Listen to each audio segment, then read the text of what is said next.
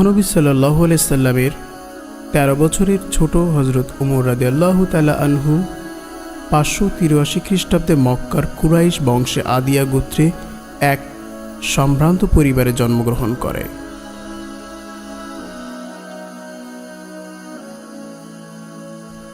তার ডাকনাম ছিল আবু হাফস। পিতা ছিল খাত্তাব এবং মায়ের নাম ছিল খান্তামা। শ্যামলা ও দীর্ঘকায় হযরত ওমর রাদিয়াল্লাহু তাআলা আনহু খুবই শক্তিশালী তেজস্বী বীর পুরুষ হিসাবে খ্যাতি অর্জন করেন।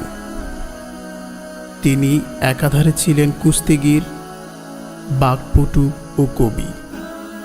ঐতিহাসিক বালাজুরির মতে জাহিলিয়াত যুগে কুরাইশ বংশের মাত্র ১৭ জন শিক্ষিত ব্যক্তির মধ্যে হযরত ওমর রাদিয়াল্লাহু তাআলা আনহু ছিলেন অন্যতম।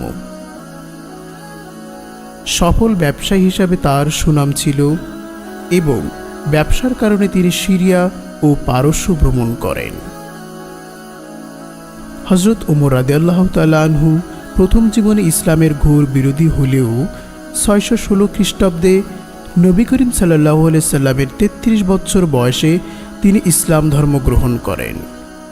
জানা যায় তার ইসলাম গ্রহণের জন্য রাসূল সাল্লাল্লাহু আলাইহি সাল্লাম স্বয়ং আল্লাহর কাছে দোয়া করেছিলেন। তার ইসলাম ধর্ম গ্রহণের ইসলামের ইতিহাসে এক গৌরবোজ্জ্বল অধ্যায়ের সূচনা হয়। ইসলাম গ্রহণের পর নবী করিম সাল্লাল্লাহু আলাইহি সাল্লাম হযরত ওমর রাদিয়াল্লাহু তাআলা আনহুকে ফারুক উপাধিতে ভূষিত করে সম্মানিত করেন। তার জীবনের শুরুতে ওমর রাদিয়াল্লাহু তাআলা আনহু ইসলামের ঘোর শত্রু থাকা অবস্থায় তিনি নওমুসলিমদের সাথে খুবই খারাপ ব্যবহার করতেন এবং তাদের নির্যাতন করতেন। জানা যায় বাড়ির চাকরানী ইসলাম ধর্ম গ্রহণ করায় তিনি তার উপর অসহনীয় নির্যাতন করেন। এমনকি তিনি মহানবী সাল্লাল্লাহু আলাইহি সাল্লামের প্রতি এতটাই ক্ষিপ্ত ছিলেন যে একদিন তিনি তার খোলা তলোয়ার হাতে নিয়ে হযরত মুহাম্মদ সাল্লাল্লাহু আলাইহি সাল্লামকে হত্যা করার উদ্দেশ্যে রওনা হয়। প্রতিমধ্যে নঈম বিন আবদুল্লাহ নামক এক জৈনক ব্যক্তি তার সাথে সাক্ষাৎ হয়ে যায়। নঈম তাকে জিজ্ঞাসা করলেন, তুমি কোথায় যাচ্ছ? ওমর রাদিয়াল্লাহু তাআলা আনহু উত্তরে বলেন, মুহাম্মদকে হত্যা করতে যাচ্ছি। নঈম বলেন, আগে তোমার নিজের ঘরে গিয়ে দেখো, স্বয়ং তোমার ভগ্নিপতি ইসলাম গ্রহণ করেছে। এ কথা শুনে রাগে অগ্নিশর্মা হয়ে তিনি ভগ্নিপতির বাড়ির দিকে রওনা হন।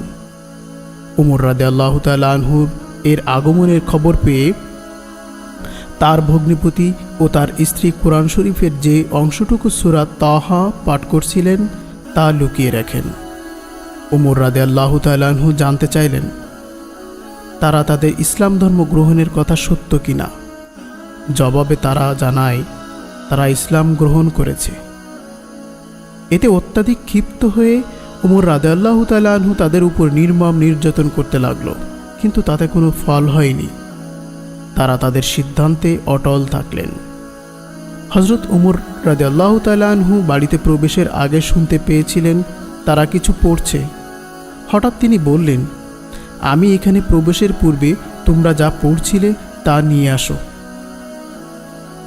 প্রথমে আনতে না চাইলেও পরে তার ভগ্নিপতি তার কাছে কোরআন শরীফটি নিয়ে আসে।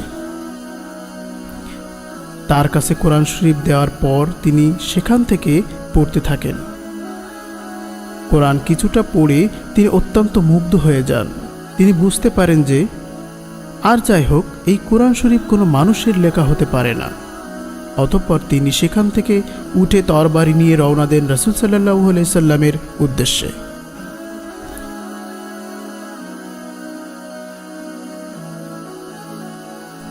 হযরত ওমর রাদিয়াল্লাহু তাআলা আনহু আসার সংবাদ পেয়ে সাহাবীরা রাসূল সাল্লাল্লাহু আলাইহি সাল্লামকে রক্ষা করার জন্য একত্রিত হন।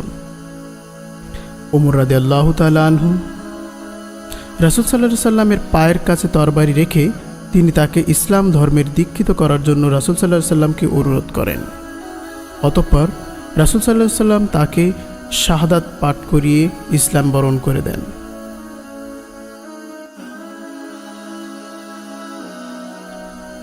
এভাবে হজরত ওমর রাদিয়াল্লাহু তাআলা আনহু নবুয়তের ৬ষ্ঠ বছরে ৩৩ বছর বয়সে ইসলাম ধর্ম গ্রহণ করেন। ইসলাম ধর্ম গ্রহণ করার পর রাসূল সাল্লাল্লাহু আলাইহি সাল্লাম তাকে ফারুক অর্থাৎ সত্য মিথ্যার প্রভেদকারী উপাধিতে ভূষিত করেন। ওমর রাদিয়াল্লাহু তাআলা আনহু ইসলামে গ্রহণের ফলে মুসলমানগণ অনেক শক্তিশালী হয় এবং ওমর রাদিয়াল্লাহু তাআলা আনহু এর তেজস্বিতার কারণে কাফেরগণ ভীত হয়ে পড়ে। আর এই সুযোগে মুসলমানগণ প্রকাশ্যে নব উদ্যমে ইসলাম প্রচার শুরু করে। মহানবীর আদেশে তিনি ২০ জন মুসলমানকে নিয়ে মদিনায় হিজরত করেন। মদিনাতে মহানবী সাল্লাল্লাহু আলাইহি সাল্লাম যখন নামাজের জন্য কিভাবে আহ্বান করা হবে তা নিয়ে চিন্তিত ছিলেন, তখন ওমর ফারুক রাদিয়াল্লাহু তাআলা আনহু নিজেই আজান দ্বারা নামাজের আহ্বান করে সংকেত প্রচারণ করার পরামর্শ দান করেন, যা পরবর্তীকালে ঐশী বাণী দ্বারা অনুমোদিত হয়। মহানবী সাল্লাল্লাহু আলাইহি সাল্লাম খোদার হুকুমে সেই পরামর্শ গ্রহণ করেন এবং হযরত বেলালকে প্রথম মুয়াজ্জিন হিসাবে নিযুক্ত করেন। মদিনা হিজরতের পর কুরাইশগণ যখন মদিনা আক্রমণ করে, তখন বদর প্রান্তরে ওমর রাদিয়াল্লাহু তাআলা আনহু মুসলমানদের পতাকার তলে যুদ্ধ করেন। উহুদের যুদ্ধে মহানবী সাল্লাল্লাহু আলাইহি সাল্লামের রক্ষার জন্য ঢাল হয়ে দাঁড়ান। রাসূল সাল্লাল্লাহু আলাইহি সাল্লাম জীবিত থাকা অবস্থায় এভাবে প্রতিটি যুদ্ধে তিনি গুরুত্বপূর্ণ ভূমিকা পালন করেন ও রাসূল সাল্লাল্লাহু আলাইহি সাল্লাম এর জীবনে রক্ষার জন্য নিজ বুক পেতে দেন। হযরত ওমর রাদিয়াল্লাহু তাআলা আনহু এর দূরদর্শিতার ঈমান, আখলাক, প্রজ্ঞা এমনই ছিলেন যে মহানবী সাল্লাল্লাহু আলাইহি সাল্লাম বলেন, তারপরে আর কেউ নবী হলে সে হতো হযরত ওমর রাদিয়াল্লাহু তাআলা আনহু।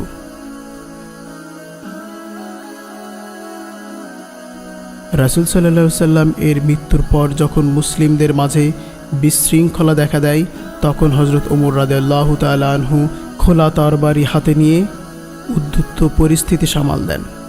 রাসূল সাল্লাল্লাহু আলাইহি সাল্লাম যখনই আর্থিক তহবিল করার কথা বলতেন, তখনই ওমর রাদিয়াল্লাহু তাআলা আনহু দানের ক্ষেত্রে অগ্রণী ভূমিকা পালন করতেন। হযরত ওমর ছিলেন শ্রেষ্ঠ দানশীলদের একজন। তিনি রাসূলের কোষে অসংখ্য স্বর্ণ মুদ্রা দান করেন। হযরত ওমরের দানশীলতা দেখে অনেক মুসলিম দানের প্রতি আগ্রহী হন ও বেশি বেশি করে দান করতে থাকেন।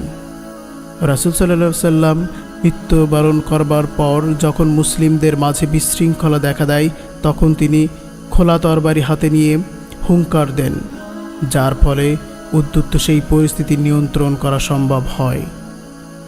খলিফা হযরত ওমরের দূরদর্শিতার ফলে মুসলিমদের সাম্রাজ্য বৃদ্ধি পেতে থাকে, যা কিনা অন্যান্য যে কোনো সময়ের থেকে বেশি। এভাবেই খলিফা হিসাবে হযরত ওমর রাদিয়াল্লাহু তাআলা আনহু তার দূরদর্শিতা, একাগ্রতা, বিচক্ষণতার বলেই ইসলামের খেদমত করে গিয়েছেন। খলিফা হিসেবে হযরত ওমর রাদিয়াল্লাহু তাআলা আনহু যেমন ছিলেন, ইসলামের দ্বিতীয় খলিফা হিসাবে হযরত ওমর রাদিয়াল্লাহু তাআলা আনহু ছিলেন অত্যন্ত বিচক্ষণ। তার শাসন আমলে যাবতীয় বিশৃঙ্খলা তিনি কঠোর হস্তে দমন করেন।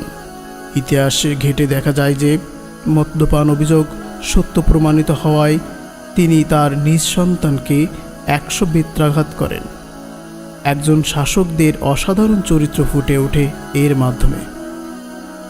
খলিফা হযরতের এমন অসাধারণ কঠোরতা তার শাসনামলে সকলের মাঝে ব্যাপক প্রতিক্রিয়ার সৃষ্টি করে। পূর্ববর্তী খলিফা তুলনামূলক নমনীয় আচরণের ফলে সৃষ্ট বিশৃঙ্খলা তিনি খুবই সুচারুরূপে সমাধান করেন।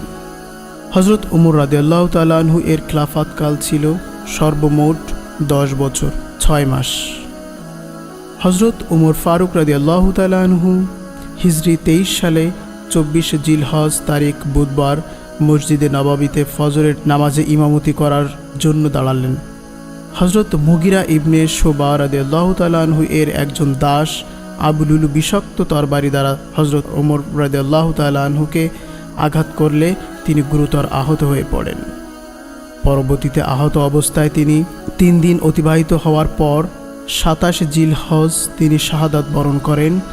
হযরত ওমর রাদিয়াল্লাহু তাআলা আনহুকে মসজিদে নববীতে হযরত সিদ্দিকে আকবর রাদিয়াল্লাহু তাআলা আনহু এর কবরের বাম পাশে দাফন সম্পন্ন করা হয়। ইসলামের ইতিহাসের সাথে ওতপ্রোতভাবে জড়িত একটি নাম খলিফা হজরত উমর রাদিয়াল্লাহু তাআলা আনহু। পৃথিবীর শেষ দিন পর্যন্ত যার নাম প্রতিটি ঈমানদার মুমিনের অন্তরে আকাশের দীপ্তমান নক্ষত্রের মতো দীপ্তমান থাকবে। আর তাই তো খলিফা হজরত উমর রাদিয়াল্লাহু তাআলা আনহু আমাদের অনুপ্রেরণা, আমাদের আদর্শ।